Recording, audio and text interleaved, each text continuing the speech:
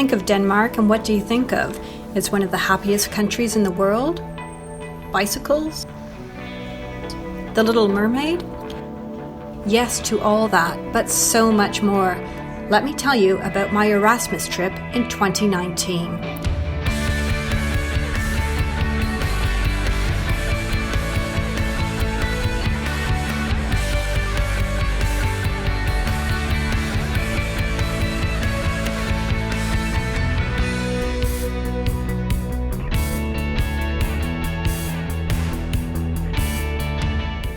I was visiting the Danish School of Media and Journalism in Aarhus.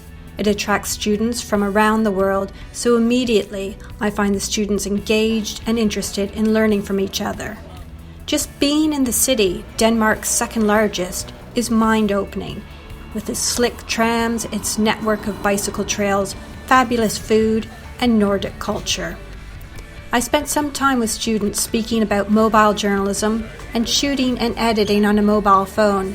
But I also sat in on lectures from their guest speakers. I visited the city's art gallery, Aarhus, the Mosgaard Museum for Archaeology, and its food festival. And then I went on the road on a class field trip. It's an annual visit to Copenhagen with their international reporting class, working out at the press office in their country's capital for the week, gathering stories, and it's an eye-opener for the mostly international students. They also get some kind of practice with speaking to complete strangers in a culture they are not familiar with, which I hope teaches them to use their curiosity and their sense of wonder for being in a foreign place, which is something I think we may have lost a bit as journalists. So instead of being know-it-alls, we turn into know-nothings, which is the beginning of wisdom.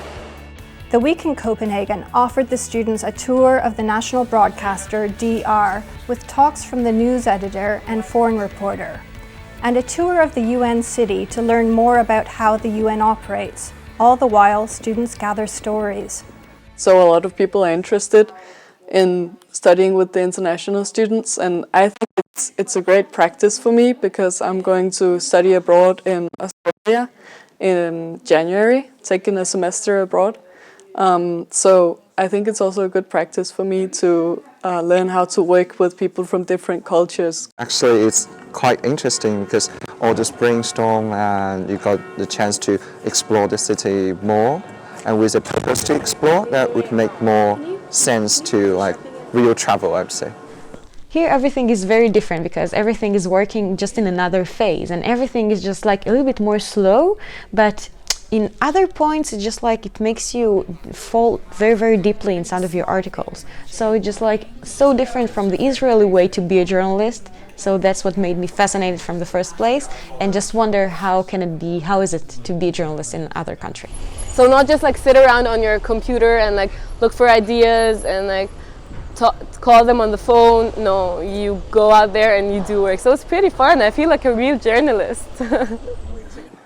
Yeah, I love it because I studied Italian before, which is more like way more academic than what we're studying now, where we're mostly hands-on. So instead of just sitting at school week after week, we usually do 1 week of theory and 1 week after where we actually get to use what we learned in practical, like out in the world.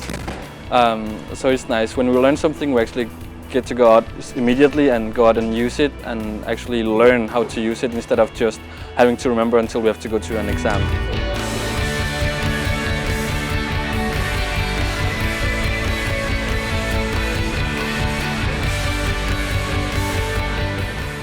I'm sad that Britain will no longer be able to benefit from the Erasmus scheme, which for years has helped students within Europe study in other countries and also enabled trips like mine for academics.